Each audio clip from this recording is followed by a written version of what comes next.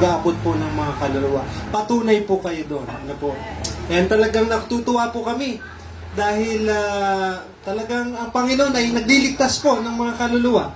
And hindi po nalilimitahan ng magagawa ng Panginoon katulad po ng binanggit ni Pastor kanina. Mga estudyante pa lang po kami.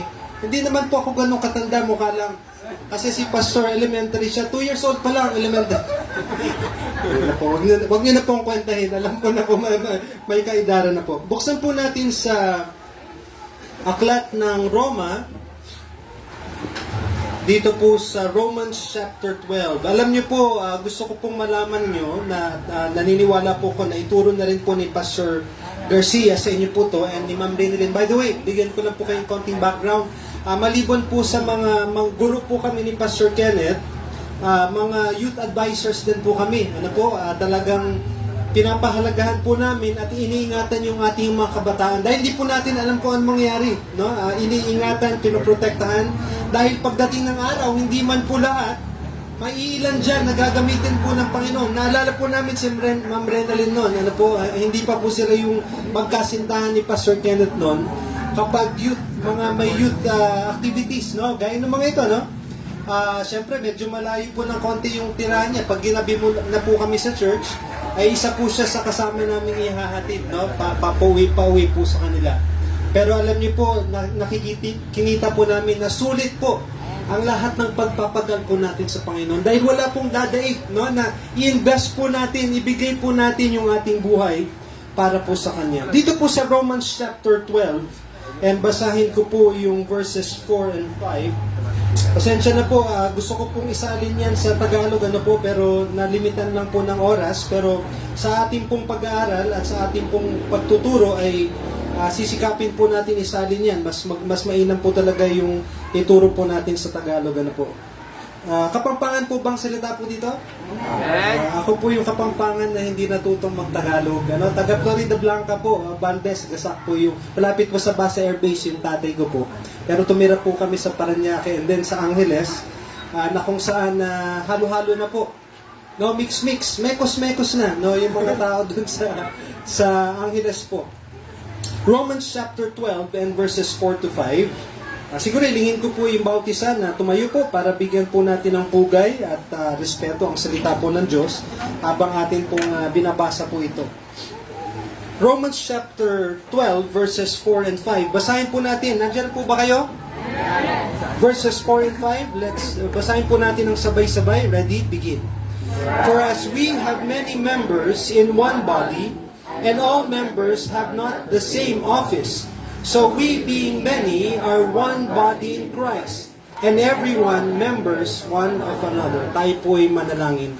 Panginoon, kami nagpupuri at nagpapasalamat sa araw po na ito pinagkaloob niyo. Bagamat oras po ng tag-init, tagtuyot, alam po namin, Lord, na sa kalooban namin bilang Kristiyano ay hindi po kami natutuyot sa aming pong pananampalataya. Bagkus mainit po kami sa paglilingkod sa inyo, pagpupuri po sa inyo, at pagtaas ng iyong pangalan. Lord, salamat po sa introduction na binigay ni Pastor Garcia, Pastor Kenneth. Pero Lord, wala po akong masasabi doon kung hindi praise God. Ang papuri po ay binabalik po namin sa iyo dahil kayo lamang po ay may karapat-dapat. Ano man po yung ginawa niyo sa aming mga buhay, sa pamagitan po ng aming mga buhay at paglilingkod, sa inyong biyaya lamang po ito ay nagbubunga. And Lord, salamat po Panginoon sa napakalaki pong patunay ng inyong paggawa at bunga dito po sa San Simon. So, salamat po sa mga kapatiran na naririto na nagdiriwang ng Mother's Day. Salamat po sa mga nanay namin. Bagamat pumanaw na po yung aking nanay, Lord, ay salamat po na ginamit niyo po siya upang ako ay makakilala sa inyo bilang aking tagapagligtas. Gayon din sa nanay ng aking misis na pumanong na rin at nandun na rin po sa iyong piling. Lord, tunay nga po na bagamat hindi ko po siya nakasama sa kanilang tahanan, bakas na bakas po, kitang-kita po yung kapangyarihan ng buhay po nila bilang mga ina na may takot at pagmamahal po sa Diyos. Dalangin ko na bigyan niyo po ako ng karunungan at katalinuhan sa umagang ito. Hindi ko po kayang baguhin ang puso. Hindi ko po kayang baguhin ang pananaw o anumang damdamin ng mga tao. Kundi Lord, kayo lamang ang makakagawa po nito. Kayo po ang siyang mapuri sa aming kalagitnaan at maitaas at pagpalain niyo po ang pag-aaral namin sa umagang ito. Sa pangalan ni Jesus, ito aming dinadalangin. Amen. Okay, maring na po kayong makaupo. And nais ko rin pong batiin si Ma'am Renalyn. Ano po? At lahat po ng mga nanay po dito, binabati po namin kayo ng Happy Mother's Day. No? Special po ang itong araw na ito. Kaya yung inyo pong mga asawa ay hindi kayo aawayin. Ililibre pa kayo. Lahat ng magaganda sasabihin tungkol sa inyo. Hanggang ngayong araw lang. Hindi, hanggang bukas yan at magpakailanman. Sabi nga nung isang palabas. Ano po? Gusto ko pong ating pong maunawaan na kayo po ay isang bahagi po ng iglesia. Alam niyo po, napakamataling haga pag sinasabing church. Nasanay po tayo, alam niyo po, namasyal po kami na isang araw, pinasal po kami, wala kaming kaalam-alam na dadalhin kami ng kapatiran, bandang Cabanatuan City. Nakita namin yung isang gusali, building ng isang Catholic Church. Ano po? Talagang napaka arte ng kanyang disenyo, no? Yung napaka-attractive, ano po? Pero alam niyo po, yung building, itong gusali, hindi naman po ito yung church. Sino ba ang church? Ikaw po. Kayo ang church. Tayo po ang church. And sabi ng Bible, we are members. We are part of the flesh and bone body of Jesus Christ. Kaya po ang merong kapatiran na may karamdaman o merong sakit, dumadaan sa pagsubok o dumadaan sa hirap ng buhay o yung mga hamon, ramdam po natin yan. Ano po? Kapag meron naman ng diriwang, tayo rin ang nagdiriwang dahil bahagi po tayo ng iglesia. Ano po? The church is one body in Christ.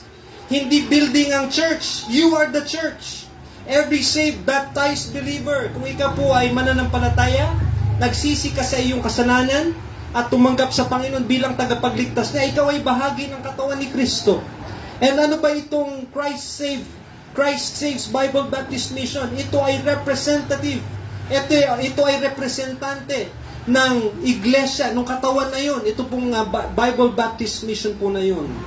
At gusto ko pong malaman ng bawat isa, no? Sabi nga ng verses 4 and 5, we have many members in one body, and all have members, have not the same office. Ito po yung pag-aralan natin. Alam niyo po, kayo po ay bahagi ng iglesia, ng mission na ito. Kailangan niyo po yung iglesia. Ano po yun? Alam niyo po ba yun? Kaya hindi po natin pwedeng walang bahala ito. Hindi pwedeng gusto mong absent ka na lang basta o hindi mo feel magpunta. Hindi. Kailangan mo ang iglesia dahil bahagi ka ng iglesia. At alam niyo po, kailangan din kayo ng iglesia. Dahil kung walang mata, paano niya malalaman kung saan siya pupunta? Ano po? Kung walang bibig, paano siya makakapagsalita? Napaka-importante ang communication. Kung walang paa, paano ito makakapag-soul winning, makakapag-visitation? Hindi naman po tayo lahat paa, hindi naman tayo lahat ilong. No? Pero bawat isa po sa atin, kung merong katawan, bawat bahagi niyan ay merong ginagampan ng tungkulin. Ano po? Gayun din po yung katawan ni Kristo. Kaya gusto ko pong pag-usapan natin yung 4 na bagay na mabilis lamang po bilang ating Sunday School lesson. 1 Corinthians chapter 12, verses 12 to 14. 1 Corinthians 12, 12 to 14. Ano pong sabi na dyan? As the body is one, nandyan na po kayo? Sige po, sundan niyo po ako. Ano po? Kung nandyan na rin po dun sa ating lesson, makikita niyo rin po yun. Ayan, nandyan po. For as the body is one, and had many members, and all the members of that one body, being many, are one body. So also is Christ. So ano po yung paliwanag niyan? Kung katulad ng katawan, alam niyo po magaling ang ating Panginoon. Yung kanyang salita, ipinapaliwanag niya na po. Ano po? Hindi po natin sabihin, ay ang hirap naman maintindihan ng salita ng Diyos. Minsan po siguro English yan, pero alam niyo po sabi ng Bible, kung meron ka ng banal na espiritu na nananahan sa iyo, ito po ay gagabay sa iyo sa lahat ng katotohanan. Kaya meron po tayong Holy Spirit na who will guide us into all truths. Ano pong sabi niya dyan? Kung katulad po ng katawan, na maraming bahagi yan, di po ba, meron tayong respiratory, yung sa baga. Yan yung in charge dyan, in charge yan dun sa paghinga. No, gusto mo bang mag-resign yung baga mo? Ayaw mo yun, di ba? Gusto mo bang mag-day off yung puso mo? Gusto mo bang yung dila mo, yung bibig mo ay magbakasyon? Hindi, di ba? Inaasahan natin na araw-araw, minu-minuto gumagana yan ayon sa kanyang tungkulin. Alam niyo po, kayo po, bago mang mananampalataya, bagong miyembro o matagal na, meron po tayong bawat isa na tungkulin na ginaganap dapat dito po sa ating missions or sa ating pong iglesia. No, anong sabi niya po dyan? Being many are one body, so also is Christ. For by one Spirit are we all baptized into one body, whether we be Jews or Gentiles. Alam niyo po, mga hentil po tayo sa harapan po ng Diyos. Ano po? Meron po mga Hudyo. Kung nasusundan niyo po yung balita ngayon sa Israel, hindi po ba? Alam niyo po, bagamat yung lugar na yun, di ba, marami pa tayo nakikitang palabas na nakikita natin Israel, parang napakaunlad na bayan, di po ba? Marami silang pera, sagaan sa mga bagay, sa mga gamit, sa pagkain. Pero alam nyo, hindi pera ang nahuhulog doon, bomba. Ano po? Pero alam niyo po, walang Hudyo sa harap ng Diyos, walang hentil sa harap ng Diyos. Lahat po ng tao ay minamahal niya. Ano po? Minamahal ng Diyos. At sa harap po ng Diyos, lahat naman po tayo ay makasalanan. Ano po? Pero minahal niya po tayo, Hudyo man o hentil, bond or free, sabi niya, and have been all made to drink into one Spirit. For the body is not one member, but many, verse 14. And then Ephesians chapter 4 and verse 4. Ano sabi ng Ephesians chapter 4 and verse 4? Nandiyan pa rin po ba kayo? Siyempre naman, saan ba kayo pupunta? Nakaupo na kayo. Pero ang ibig sabihin ko, nasusundan niyo pa po ba? Ayan, importante po, nasusundan po natin ang ating pag-aaral. There is one body, verse 4, and one Spirit, even as ye are called in one hope of your calling. Ano po yung tinutukoy dyan? Yung body of Jesus Christ. 2 Peter 3:18. Ano pong sabi sa 2 Peter 3:18? Ngayon, tatalakayin na po natin yung unang-unang bagay. Bakit mahalaga mag-church, pumunta sa church? Nakakita na po ba kayo ng simbahan o ng isang pagtitipon na religyoso sa loob ng mall? Meron na ba kayong nakitang ganon? Di ba, meron mga ganon. Sa Angeles, meron po eh. No? Yung iba nag-shopping, tapos nadaan sila dun sa chapel, alam niyo na siguro kung anong simbahan yun, ano? Mag-stop over lang sila saglit. Hindi man nila narinig halos yung homily, no? Pero sasabihin nila, nakapagsimba na sila. Hindi po ganun ang pagsimba. Hindi po ganun ang pagsamba. Pagpunta ka po sa bahay ng Panginoon, sumasamba ka. Ano pa, ibig sabihin, nag-worship tayo. Pangunahing dahilan kung bakit tayo nagtitipon dito, alam niyo po, practice ito. Dahil pagdating ng araw, wala po tayong gagawin sa langit. Kung baka talagang lubos na gagawin natin sa langit, ay magpuri sa Panginoon. Alam niyo po, sana yun po yung isang pangunahing dahilan kung bakit tayo pumunta dito. Ay, gusto ko kasing makita si kapatid. Ang cute niya ang ganda niya. No? Ay, gusto kong makita si brother, ang pogi. No? Hindi po ganun yung pinupunta natin dito. Pumunta po tayo dito upang sambahin. Itaas ang pangalan ng ating Panginoon. Alam niyo po, yan po yung isa sa pangunahing dahilan. And then, secondly, upang tayo ay lumago sa biyaya ng Panginoon. 2 Peter 3:18. Ano pong sabi ng 2 Peter chapter 3 and verse 18? 2 Peter, nasusundan niyo po ba? Nandyan pa rin po kayo? Sino pong gusto magbasa ng 2 Peter 3:18? Sige po, magkaroon po tayo ng audience participation. Yan. Sinong gusto magbasa po? Yan, amen.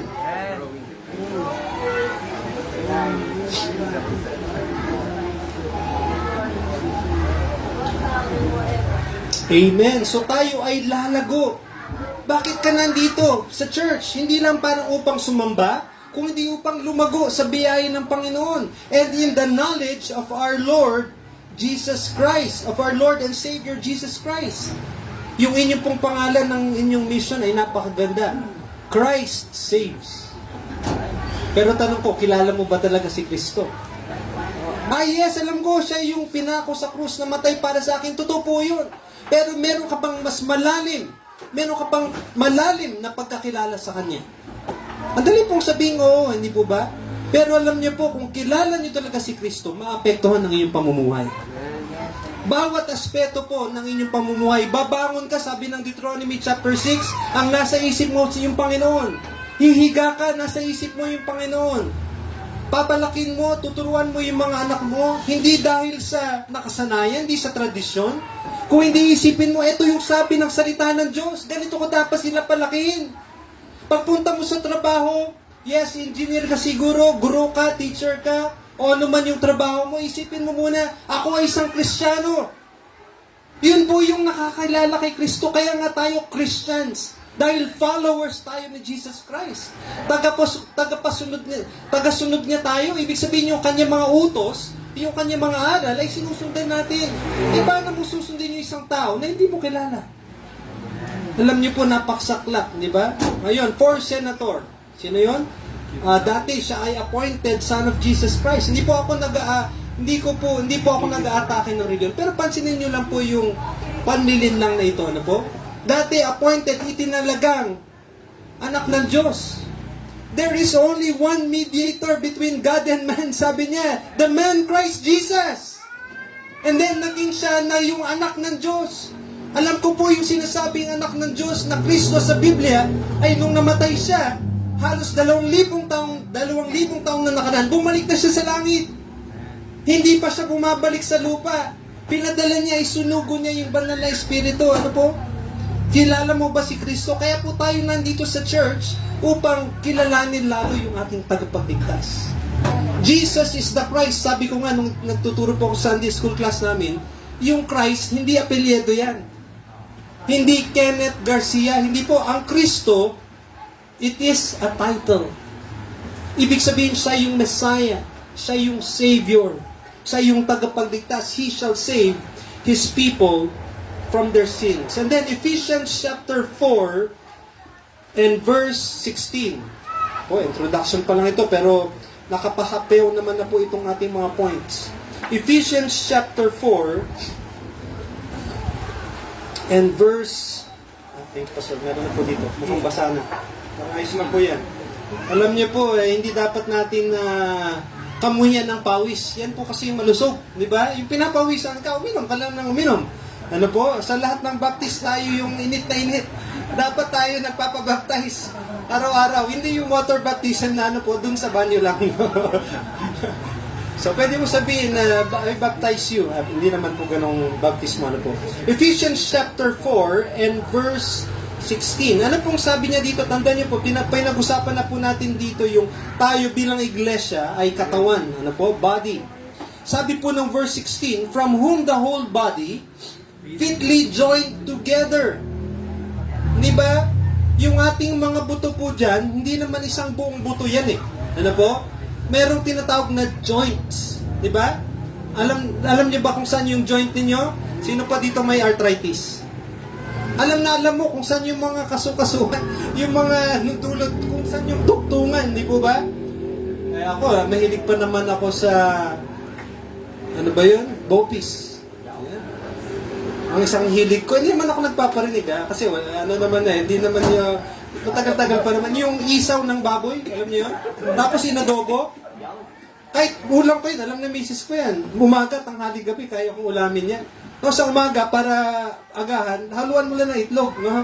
Para breakfast. Pero pag naparami ka niyan, sasakit yung mga joint. Diba? Yung daliri mo. Kung saan yung dugtungan ng mga buto. Alam niyo po, napakaganda na at napakatalino talaga ng ating Panginoon. Kasi sinasabi ng Biblia, tayo po yung mga buto. Ano po? At yung Panginoon, yung joint.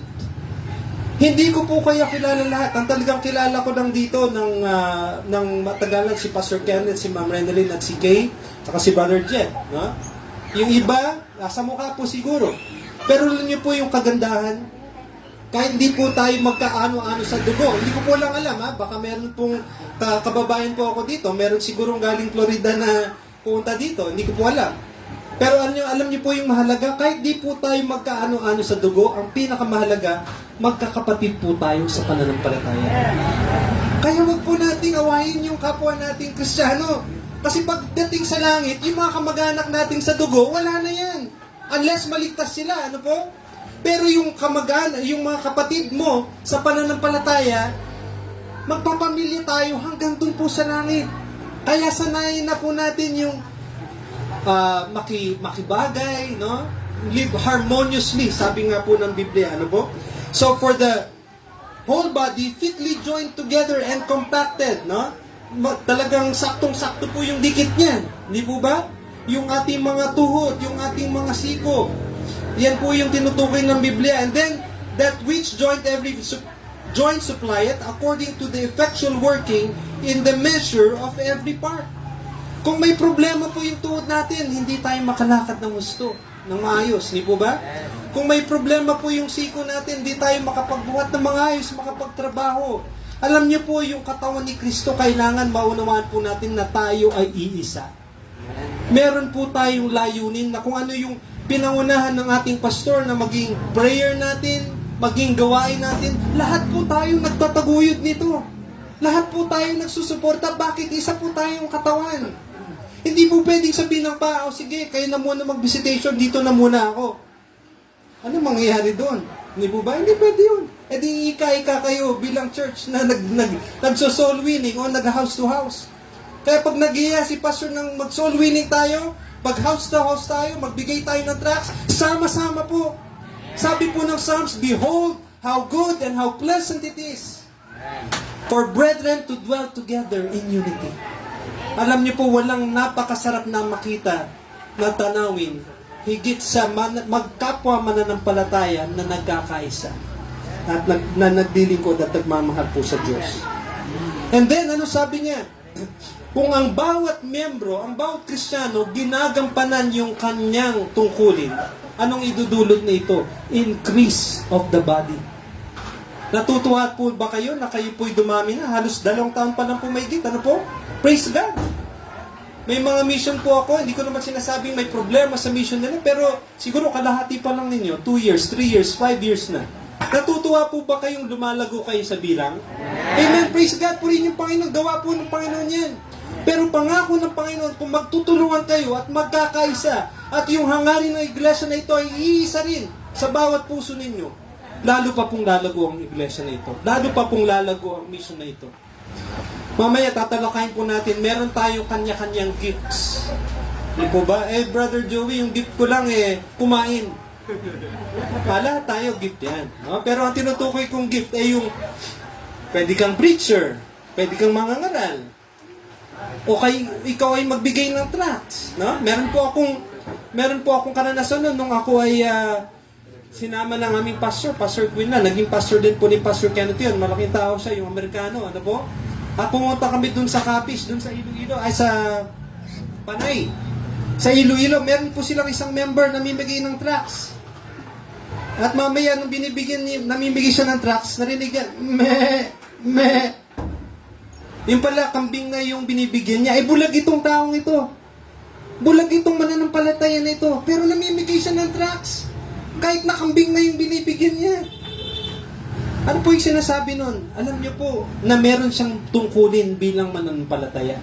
Meron po siyang bahagi bilang mananampalataya, bilang miyembro po ng katawan ni Kristo. And kung maunawaan po natin yon, alam niyo po, hindi na kayo pwedeng magtagal dito. Maghahanap na kayo. In fact, ngayon, kailangan nyo na talagang Lord willing, maghanap ng lugar. Ano po?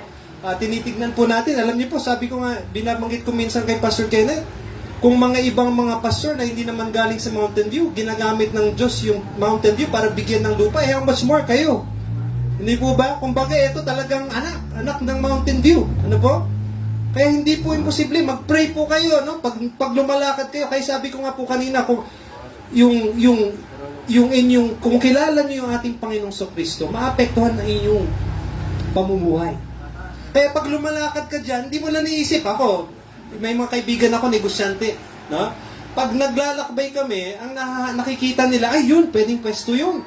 Pwedeng magtinda ng buko doon, pwedeng magtinda ng tricycle parts, pwedeng magtinda ng parmasya. Kung iniisip mo yung gawain ng Panginoon, dahil kilala mo si Kristo at nakikita sa pamumuhay mo, pag dumadaan sa kalsada, ayun, pwedeng lupa yun ng simbahan. No?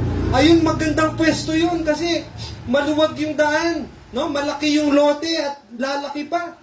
Alam niyo po, yung Mountain View Bible Baptist Church, yung gusali po kung saan siya nakatayo ngayon, noong 1950s, Siya lamang po yung nakatayo doon. Maliit lamang po.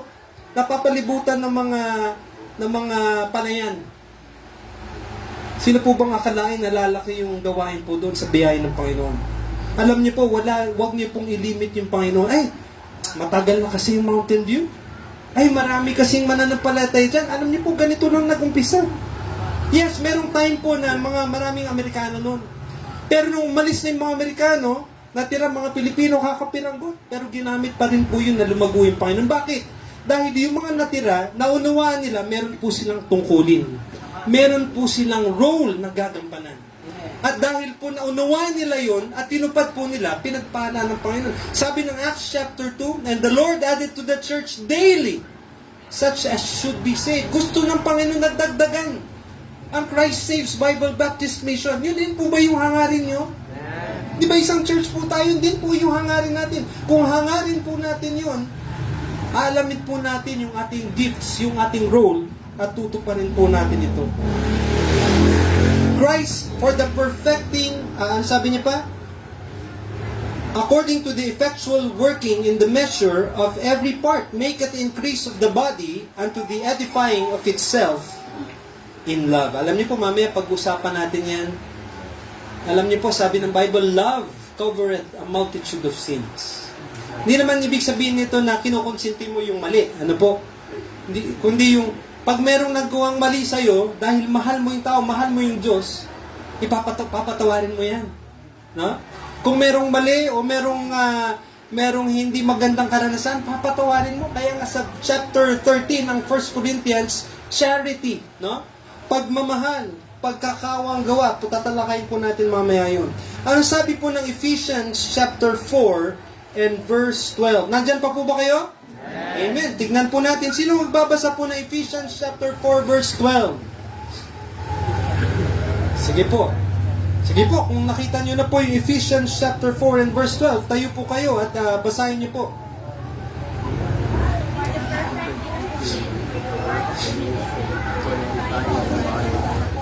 Amen. Salamat kapatid. Alam niyo po, Ephesians chapter 4, dito po niya binanggit yung one body. Ito po yung katawan ni Kristo. Ito po yung church body. Ano po? Ano pong sabi niya doon? For the perfecting of the saints. Kung magbabalik po tayo ng konti, kumbaga, anong sabi niya dyan? Bakit ba itinatag ng Diyos ang iglesia? Bakit niya nilayon na tayo ay maging bahagi ng iglesia? In verse 12, and He gave some, no, binigyan niya sa church mga apostol, pero nagdaan na po noon. Wala na po tayo sa apostolic age po ngayon. Ano po? Wala na pong apostles ngayon. Wala na ring prophets. Merong evangelist, no? Yung mga lumilibot sa bansa at nangangaral ng salita ng Diyos. Hindi po sila nagpapastor na, pero nangangaral sila, pupunta po sila sa iba't ibang bahaging ng bansa o ng ibang bansa. Evangelists po yung tawag doon. Ano po? And then He gave some pastors. Alam niyo po, blessing na meron po kayong pastor. Bakit si Pastor Kenneth ay nagsisilbi pong pastol ninyo? Ano po? Tayo po bilang mga miyembro ay mga tupa. Alam niyo po ba yung tupa? Hindi katulad ng kambing, ha? Sabi ng Bible, hinalin tulad ang mananampalataya sa tupa. At yung mga hindi tunay na mananampalataya, parang kambing yan.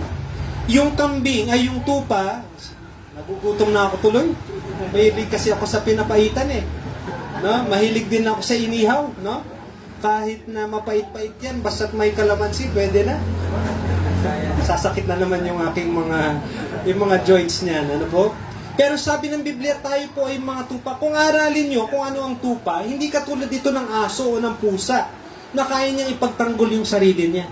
At kaya niya, hindi ba yung pusa, kahit iligaw mo minsan, babalik yan O yung aso, hindi ba? Yung aso, minsan babalik yan. Pag hindi bumalik yan, baka pinulutan na yan. Baka pinulutan na yan. Kung pusa yan, baka may nahanap siyang asawa. Ewan ko lang kung pinulutan din yung pusa, no? Pero yung tupa, iba po. Yung tupa, walang kabuwang-buwang halos yan.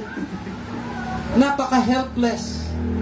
Kaya sabi ng Bible, the Lord is my shepherd. Di po ba? I shall not want.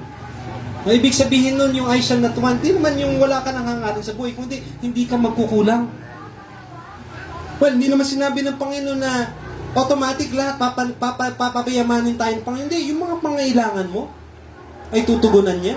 Pero alam niyo po, sabi niya rin, kung meron kang desire sa puso niyo, you delight thyself in the Lord. Meron kami isang young people sa church, sa palagay ko, kilala niyo yun eh, nagagawi rin siya dito. Ilang beses na siya nabigo sa pag-ibig. Na? Kilala niyo na, kilala ni Pastor Kende. Ano yan, Lord willing, magiging future missionary din natin yun. No? Lord willing, kung maayos yung kanyang buhay, sa ngayon, maayos-ayos naman po. Pero sabi ko, Brad, ikaw, magaling kang manligaw eh. Kasi lahat ng gagawin niya para mapasaya at makuha yung loob ng babae, ng liniligawan niya. Pero alam mo, mali yung strategy mo. Dapat ang strategy mo, you delight yourself in the Lord. Kagiliwan mo yung sarili mo sa Panginoon. Di ba lahat naman po tayo dito na naging mga anak? Hindi ba gustong-gusto niyo kung tuwang-tuwa si nanay at si tatay? Bakit? Kapag tuwang-tuwa sila, nay, pahing pambili ng candy. No? Nay, pahing pambili ng laruan. Alam niyo kung tuwang-tuwa yung magulang, hindi mag-oo yan eh. Ay, hindi maghihindi. Sino ba ng mga anak bumagsak ka na exam mo? Sumuway ka pa, sabi ni tatay mo, matulog ka, hindi ka natulog, naglaro ka. Tapos sasabihin mo, tay, pahinging pambili. Ano ka? Nahihibang ka ba? Alam niyo po, we should delight ourselves in the Lord. Alam niyo po yung pagpunta natin dito, kinagigiliwan tayo ng Panginoon. Hindi lamang si Pastor Kenneth ang nadidelight, kung hindi yung Panginoon, higit po sa lahat. Christ put us in this church, no, in love, and edifying of itself in love. Christ put us into His church. Nilagay po tayo dito sa iglesia. Meron po tayo, marami pong dahilan. Pero bibigyan ko lang po kayo ng 4 mabilis. Napahapyawan na rin po tayo noon. Sabi niya, to come to the unity of the faith. Alam niyo po, marami pong mga ngaral. Sabi po ng Matthew chapter 7, no, Lord, Lord, have we not prophesied in Thy name? Panginoon, Panginoon, hindi ba kami nangaral sa iyong pangalan? At sa iyong pangalan, nagtaboy ng mga maraming demonyo? Pero sabi ng Panginoon, depart from me. Lumayo ka sa akin, hindi ko kayo kilala. Ibig sabihin ba yung talata na yun, si Lord, may mga taong hindi niya kilala? Hindi po ibig sabihin nun, God is all-knowing. Hindi po ba? Ibig sabihin, alam niya lahat. Yung iniisip mo ngayon, alam niya. Yung ginawa mo kahapon, kagabi, alam niya po. Pero sinasabi niya, hindi ko kinakilala kayong mga anak. Ibig sabihin po, meron pong mga mangangaral na hindi po totoong mangangaral ng Diyos. Meron pang mga false teachers. Maniwala po kayo, meron pong, yes, praise God, na sumpungan niyo po yung katotohanan. Hindi po dahil Baptist tayo, kundi dahil ang Biblia. The church is the ground and pillar of the truth. Yung iglesia na nangangaral ng salita ng Diyos, dyan po natin masusumpungan ang katotohanan. Alam niyo po, ang daming mga wolves in sheep's clothing kung sabihin. Parang animoy, napakagaling mangaral, napakaganda ng sinasabi, pero mga bulaang propeta kung tawagin. Bakit po tayo nag-church? Dahil dito po sa church, tuturuan po tayo ng mga turuan ni Kristo. Tuturuan po tayo ng mga aralin na ayon sa salita ng Diyos. To come to the unity of the faith. Ano ibig sabihin po niyan? Here, faith refers to the Christian's common conviction about Christ and the doctrines concerning Him. Knowledge of the Son of God. Pinapyawan na po natin kanina yan. Bakit mahalaga po na maunawaan natin yung character ni Kristo? Bakit kailangan natin siyang makilala pa? Bakit natin siya kailangang alamin pa kung sino siya? Di ba yung taong kinagigiliwan mo, gusto mong kilalanin palalo? Di ba? Si Pastor Kenneth, nung siya ay nang liligaw kay Ma'am Renalyn, gusto niyang kilalanin si Ma'am Renalyn, di po ba? Kaya nga, pumapasyal siya sa kanila, kinakausap niya, hanggang sa minahan niya na itong taong kinilala niya. Alam niyo po yung Panginoon, gusto niya rin tayong makilala niya. Gusto niya rin makilala natin siya. Ano po? Hindi po ba, malamang napansin niyo po ito, preach po ni Pastor Daryl Canlas, isa ko rin pong kaibigan na pastor po yun. Nakita niya yung isang vlog, yung, di ba, nung tinatawag na mahal na araw. Bakit nga ba mahal na araw? Mahal yung isda no? Mahal yung hindi karne, mahal. Nung mahal na araw, merong mga nanggagaya kay Kristo, hindi po ba? May nagpapalaspas. Meron nagpapasan ng krus. Meron nagpapapako. Alam niyo po, karumal-dumal yun sa harap ng Diyos. Ano po? Kahit sabihin na ng paliwanag ng tao, sabi ni Jesus Christ, it is finished. Sinabi ng Panginoon sa Kristo, tapos na yung gawain ng redemption, yung work of redemption, tapos na. Yung gawain ng pagliligtas, tapos na. Ginawa niya na. Kaya yung nagpapasan ng krus, nagpapalaspas, kasuklam-suklam po yun sa Diyos. At isa pa, alam niyo po, di ba ang ginagaya nila si Kristo? Nakita niyo yung isang video clip, no? Yung pasan-pasan niya. Hirap na siya, no? Tapos may isa, sabi niya, enjoy siya, no? Sinakyan niya yung krus. No? Nakita niyo yun? Tapos, hindi ko alam kung ano siguro, akala ko sabi niya, kawaan ka na awa ng Diyos. Hindi! Kinalatikin niya! Sinipa niya! Hindi nila po kilala si Kristo. Hindi po ganun ang Kristo na sinasabi ng Biblia. Hindi po yun yung Kristo ng Christ saves.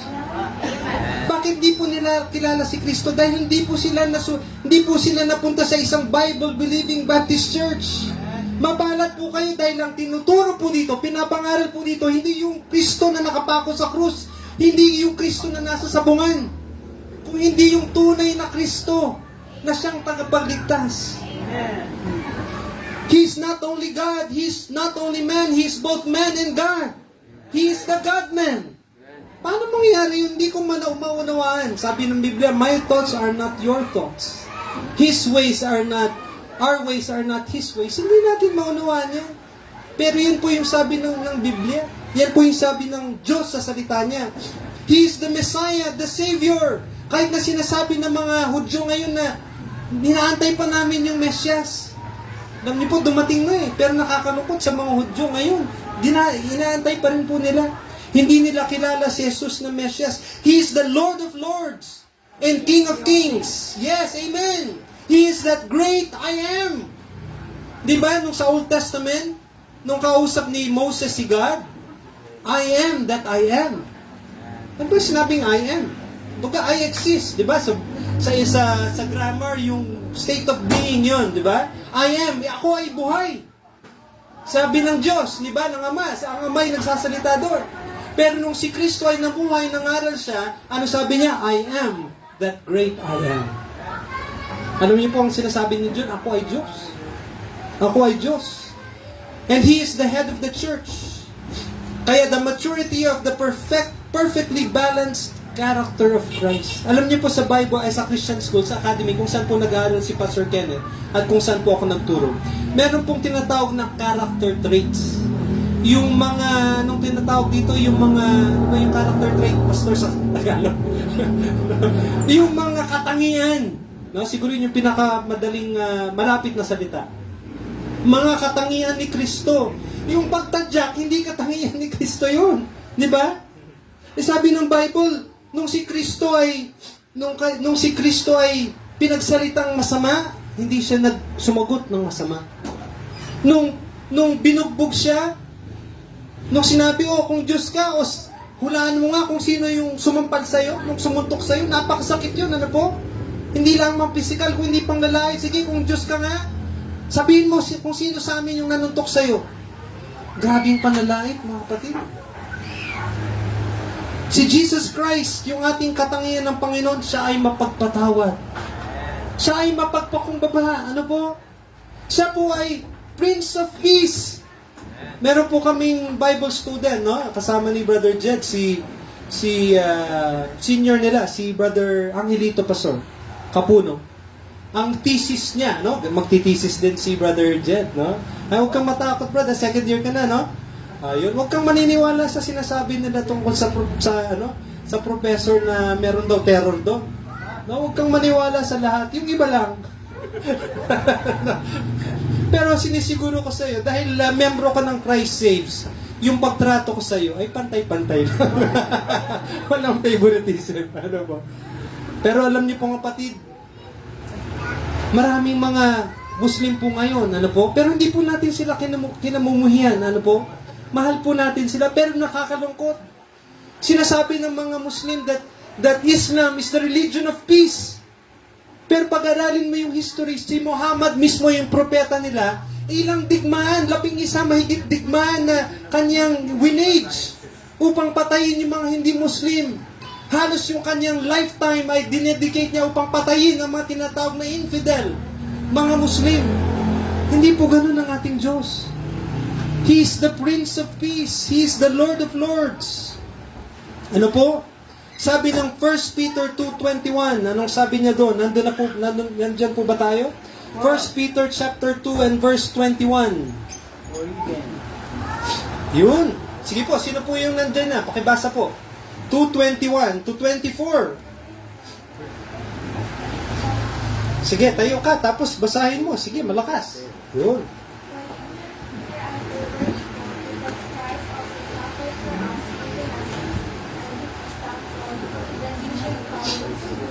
Amen. So alam niyo po, si Kristo ay nagbigay ng halimbawa. Ano po ba yung halimbawa? Hindi po ba ang halimbawa ginagaya? Huwaran. Hindi lang siya halimbawa, kundi magandang halimbawa. He is worth following. Kumbaga, no? That we should follow His steps. Hindi po ba napakaganda na kung paano maawain si Kristo, ganun din po tayo kamawain. Kung paano si Kristo ay namatay, sabi niya, He died for the church and gave for Himself for it. He loved the church. Mahal niya ang iglesia at namatay siya para dito. Alam niyo po tayo yun. Alam niyo po, dapat mahalin din natin ang iglesia na itinatag niya. Mahalin natin ang pastor na itinilaga niya. Mahalin natin ang kapwa natin mananampalataya. Mahalin po natin yung gawain. And you know what? You have this opportunity of service. Alam niyo po, isa sa mga blessing ng mga pioneer members, kayo po pagdating 5 years from now, 10 years from now, 15 years from now, lilingon kayo, ay, ang sarap lingunin ang buti ng Panginoon sa ginawa niya. Ako sa biyaya po ng Panginoon, na-save po ako 1993. No? Para hindi na kayo mahirapan mag-math. Basta 1979 ako pinanganak. Alam nyo, di ba yung baril? 45. Pero hindi naman, wala naman akong baril, no? 1993, nabaptize po ako, na-save po ako na-baptize. So more than 30 years na po. Alam niyo po, sa biyaya ng Panginoon, marami din naman po akong pinagdaan. Katulad sinabi ni Pastor Ken kanina, ang mga mothers natin hindi perfect. Wala naman pong perfect mother. Wala naman pong perfect father. Pero alam niyo mga kapatid, sa biyaya ng Panginoon, pwede tayo maging katulad ni Kristo. Hangarin pa natin maging katulad ni Kristo. Who did no sin, verse 22, neither was guile found in His mouth. Kaya mag-ingat din po tayo sa mga namumutawi sa bibig natin. Alam niyo po, meron po kaming kapitbahay na pagkamahal-mahal ako. Palagi niya akong tinitignan, palagi niya akong binabantayan kasi galit na galit pala siya sa akin. Dahil yung sasakyan ko, dahil malit lang po yung bahay namin, pag nagpapark ako, lumalampas ng kakaunti na wala namang sagaban. Ano po? Pero minsan ay talaga hindi ko napigilan, nag-reply ako. Hindi mo naman pagmamayari yung di ba? Sabi ko yung pero sabi ko, mali yata yun. Wala naman akong mura na ginawa, wala naman akong sinabing hindi na pangit. Pero sabi ko, bilang Kristiyano, dapat ako ay ambassador of peace. Di ba? Kumbaga sabi ng Bible, even as I please all things, even as I please all men in all things, not seeking mine own profit, but the profit of many that they may be saved. Ibig sabihin, magparaya na lang dapat ako. Magparaya ka na lang. Kasi bakit? Yun po yung ugali ni Kristo. Ano po? When He was reviled, tinuya siya, inalipusta siya. He reviled not again, hindi siya sumugot. He suffered. He threatened not. Hindi niya sinabi, pagbaba ko dito, pagbalik ko sa langit, humanda kayo, hindi. But committed Himself to Him that judgeth righteously. Verse 24, who His own self bore our sins in His own body on the tree, that we being dead to sins, should live unto righteousness, by whose stripes you were healed. Alam niyo kung bakit po tayo nababautismo? Yung bautismo hindi lang po paraan yan kung paano tayo maging bahagi ng Christ Saves Bible Baptist Mission. Yes, isa po sa ano yan, isa po yan sa layunin niya. Pero alam niyo po yung baptism, di ba, kung binabaptize po tayo, kaya hindi po tayo pwedeng wisikan eh. Sino po ba dito na wisikan na bautismuhan nung ilang buwan pa lang siya? Alam niyo na yung sinasabi ko, no? Ako po, nabaptismuhan po ng yung millisecond lang. Siguro kaya kumonti yung buko ngayon kasi hindi ko alam, baka kung ano yung nawisik sa akin, baka yung holy water na napanis. Baka yung matagal lang na imbak doon na holy water. No? Pero hindi po yung baptism. Kasi bakit? Ang baptism, ibig sabihin baptiso, ibig sabihin linubog ka. Kaya nakikita ko po yung picture niya, pupunta kayo saan ba? Sa swimming pool pa, sir? O sa lawa? O sa Imburnal ba? O basta't merong may ilulubog. Di ba? Bakit? Kasi ang pinapakita po natin, kung katulad ni Kristo siya ay namatay, tayo din ay namatay. Ano yung namatay? Hindi physically, kung hindi yung ating old sinful nature. Ano yung sinasabi po doon? Dapat panatilihin nating patay ang laman. Huwag nating, paano mo papanatilihin patayan? Huwag mong pakainin. Huwag kang nanonood ng malaswa. Huwag kang titingin doon sa mga bagay na, alam mong hindi mo naman, wala kang perang bumili, magnanasa ka. Di ba? Pag pumunta ka sa mall, kung may bibili ka, bilhin mo lang yung titig gusto mong bilhin. Pero kung pag nanasahin mo lang ng iyo, tapos yung mga poster pa, di ba? Malaswa, hindi ka aya-aya. O kaya magbra-browse ka, gano'n ka ng gano'n. Kaya kahit sa pagtulog ka na gano'n ka pa ng gano'n. Alam niyo po, hindi ka aya-aya sa Diyos yun. Alam niyo po, ang laman, ang katawan, di po natin na alam. Social media. Pastor, ano rin po bang social media ngayon? Facebook, YouTube, dito? Facebook Reels, ano pa ba? TikTok, Instagram, ano pa? Lahat na lang, meron pa talastas, di po ba? Kung hindi po tayo mag-iingat dyan, ano po yung gagawin niyan? Papakainin niya yung laman. Papalakasin niya yan. Hanggang ano mangyayari?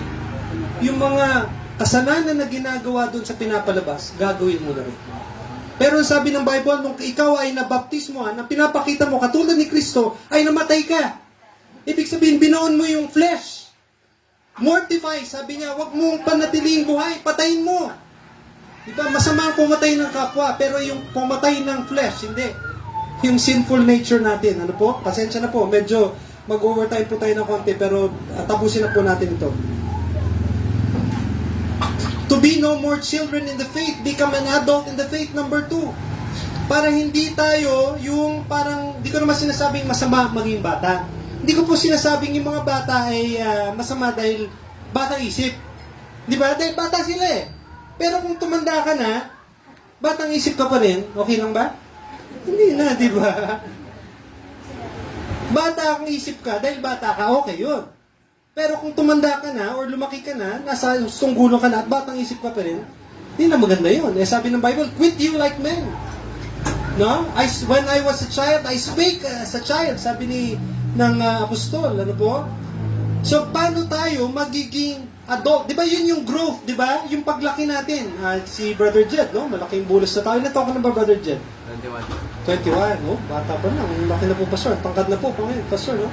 Ano bang kinakain mo? Grow, Enpagro ba? Enpagro? Pigro lang. Ay, mali. Hindi pala yun. Cerelac. Mami. Ay, may din ako sa mami. Ha? Pero ang ganda po, hindi po ba? Pag nakikita natin yung mga bata, ay, laki mo na. Di ba? Ay, tumangkad ka na.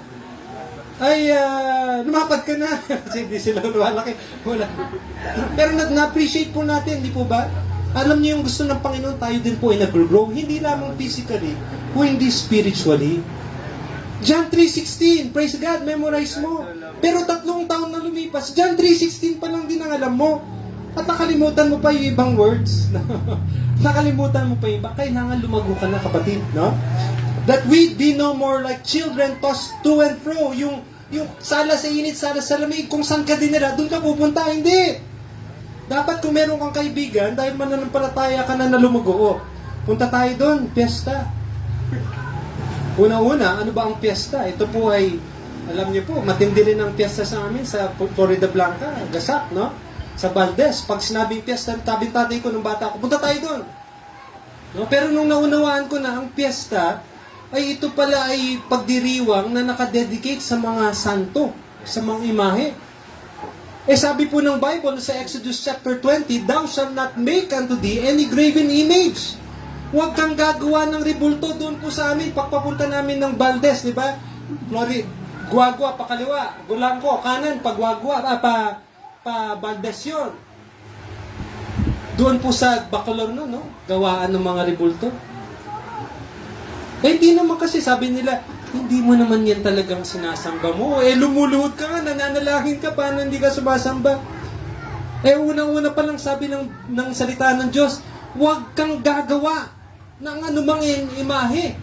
Sa langit man, o dun sa lupa, huwag kang gagawa. O luluhod dyan, o mananalangin. Kaya nung nalaman ko yun, dahil lumalago nga ako pananampalataya, Dad, pasensya na, hindi po ako na sasama sa piyesta. Baunan nyo na lang ako na identity. Masarap. Alam niyo po, masarap talaga. Di ba? Pag piyesta, masarap. Ano ba yung pagkain ng huling piyesta, Brother Jeff? Makadiri ako, pumunta siya. Joke na. Pumunta siya. Pastor, pumunta na agad yan ng ano. Iyan na natin to excommunicate na biro lang po. Ano po. Pero dahil naunawaan ko yun, hindi na ako pupunta. Alam niyo po, ganun po yung lumalago. Hindi ka na lang basta na isasama. O sabi ng kasama ko, punta tayo doon. Hindi naman tayo inom, konti lang. O inom ka ng konti. Hindi. Dahil lumalago po tayo. So yan po yung isang dahilan ng church. Bakit kung nag-church ka, malalaman mo ba yung hindi ka nagsisimba, hindi ka nakikinig ng salita ng Diyos, malalaman mo ba yung mga dapat mong gawin at hindi mo gawin? Dito natin nalalaman yun. Kaya sabi ng Bible, the church is the ground. Ito ay pundasyon at haligi ng katotohanan. Hindi matatayo ang katotohanan kung hindi dahil sa iglesia at sa pangangaral ng salita ng Diyos. Ano po? And then para hindi tayo mahina. Diba? Alam niyo, Brother Jet, kaya stricto ako pagdating sa klase. Alam ni Pastor, kaya dahil gusto ko, yung mga seminary na graduate, Bible student, handa sila. Pag humayo na sila. Kasi ang haharapin nyo dyan, sabi ng Biblia, mga lobo, mga wolves, mga leon, di ba? Si Satan para yung leon. Yan ang haharapin natin. Kaya dapat, sabi ng Bible, endure hardness. Not easily convinced. And then number 3, to speak the truth in love. Binanggitan natin yan, yung sambitin ng katotohanan ng may pag-ibig. Having a truthful and loving manner of life. Walang pagkukunwari at may pag-ibig sa lahat ng ginagawa. Alam niyo kung anong isang patunay na katotohanan na ginagawa ng isang mission, Bible Baptist Mission, ito po ay lumalago. Kasi hindi po i-bless ng Panginoon kung merong tinatagong kasalanan. Ano po? Hindi po bine-bless ng Panginoon kung nagiging hadlang yung buhay natin. Hindi po i-bless ng church. Kaya alam niyo po mga kapatid, panatilihin natin, katulad na sinabi ng Diyos, be ye holy for I am holy. Magpakabanal tayo. Yung holiness, hindi lamang po kay pastor yun. Hindi lamang po sa mga Bible student yun. Sa bawat mananampalataya, ano yung holy? Yung exclusive para sa Panginoon lang. Ibig sabihin yung bibig mo, ginagamit mo, kumakanta ka ng mga gospel songs, hindi mo gagamitin yan para sa mga worldly songs. Kasi holy nga, exclusive. Gusto mo ba, pag nag-toothbrush ka, papera mo kay Brother Jed? Diba? Papera mo sa iba? O kaya panglilinis ng inodoro? Hindi, gusto mo yung toothbrush, pang bibig mo lang. Exclusive. Yun po ibig sabihin ng holy. Ang katawan natin, para pagpapagamit lang sa Diyos. Hindi lamang po natin ginagapagamit sa Diyos yan pag linggo. Tapos Lunes, pinapagamit natin sa diablo o sa mundo. Hindi po. So be holy.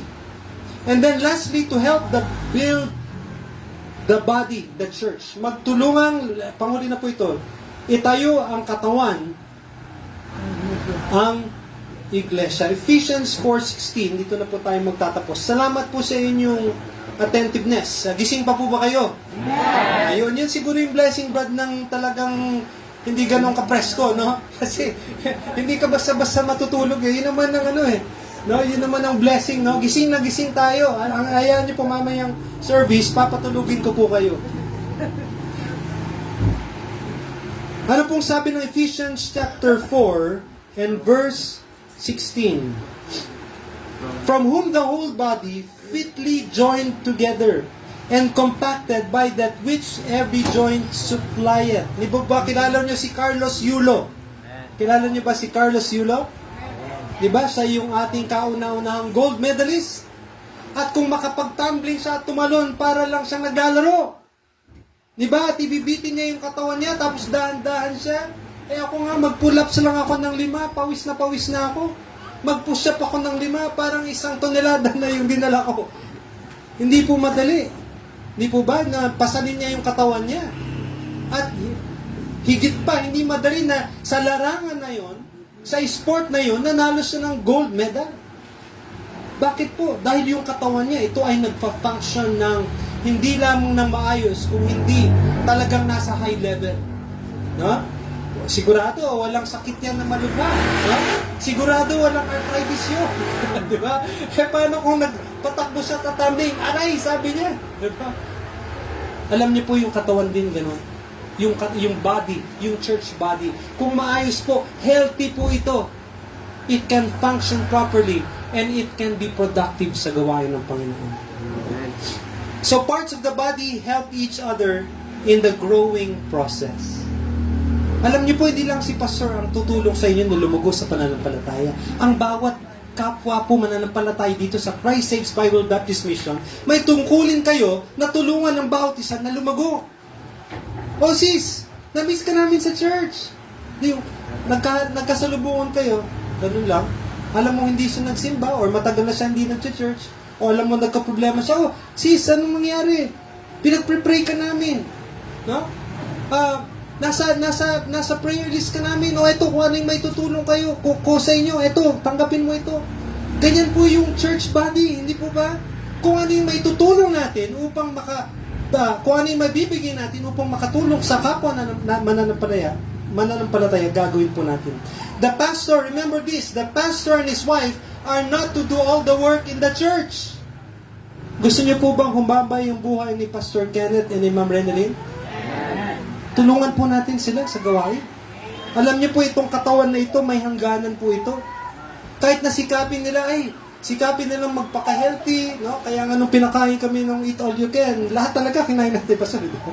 Kasi bira lang naman yan no? Pero ingatan natin yung kalusugan natin. Magtulungan tayo. Let's bring some of the load. Di ba? Pasanin natin yung ibang gawain. Ganun naman po yung katawan. Hindi lamang ang pastor at ang asawa niya ang gumagagawa ng lahat ng gawain sa iglesia. The pastor is to train the people to do the work themselves. Si Brother Jed nagtre-training sa Bible School ngayon. Pero hindi lamang porket siya yung nagba-Bible School, siya lang nagtre-training, hindi po. Lalong-lalo na po sa inyong mga kalalakihan. Yung mga adults, at mga young people, yes, yung mga babae nagte-training din. Pero lalong-lalo na kayo mga young people. No, training na rin kayo ni Pastor dito. Kung paano mag-song lead, di po ba, Pastor? Siguro may nag-share na rin, nagdi-devotion or anong mga gawain. Training po yan. Makilahok tayo sa training. Making bahagi po tayo sa training. Dahil dyan po natin matututunan kung paano gumawa sa gawain. And then lastly, Christ unites Christians to a harmonious relationship with one another. Diba sabi nga, behold how good and how pleasant it is for brethren to dwell together in unity. Lord, salamat po sa amin pong lesson ngayong umaga. Salamat po sa kapwa namin mananampalataya na narito, mga members at attendees ng Christ Saves Bible Baptist Mission. Lord, nawa yung mga natutunan po nila sa aralin namin sa umaga ito patungkol po sa church ay inyo pong gamitin. Hindi lamang kaalaman, karagdagang kaalaman, Panginoon, kung hindi kaalaman na ito po ay i-apply nila sa kanilang buhay. Dahil kami po, kung kami po ay alamin namin yung aming mga gifts, yung aming mga tungkulin, yung aming mga roles sa church, katulad po ng inyong pangako, inyo po itong pagpapalain, and you will add to the church daily such as should be saved. Bless you po yung aming pong break time and yung service po ngayong umaga at ihanda niyo po yung puso ng bawat isa. Sa pangalan ni Jesus, sa aming dalangin. Amen. Sige po, so salamat po kay Sir Joey na po.